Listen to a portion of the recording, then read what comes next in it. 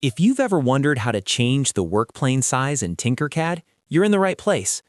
In this video, I'll show you the exact steps to resize the workplane, switch units, and even use presets so you can match your design space to a specific 3D printer bed.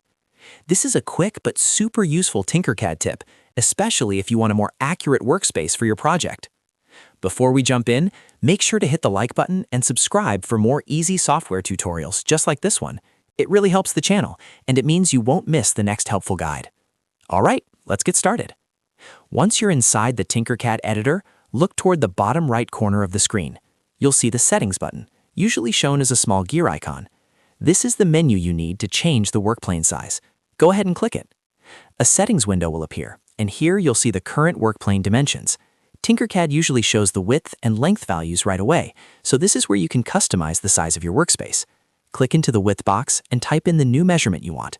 Then do the same for the length box. As soon as you enter the values, you'll notice the workplane grid updating in the background, so you can immediately see the new size. Now, if you want to work in a different unit, Tinkercad also gives you that option. In the same settings window, you can choose between millimeters, inches, or bricks. If you're designing for 3D printing, millimeters are usually the most common choice. If you're working on a school project, a simple prototype, or a specific model type, you can switch units to fit your needs. Another really helpful feature is the presets dropdown. If you don't want to manually guess the workplane size, you can use a preset that matches a popular 3D printer bed size. For example, you may see options like makerbot or dremel. Choosing a preset is a fast way to make sure your Tinkercad workplane matches the dimensions of your printer or project setup. This is especially useful if you want to avoid designing something that's too large for your build area. By setting the correct workplane size first, you can save yourself time and prevent printing issues later.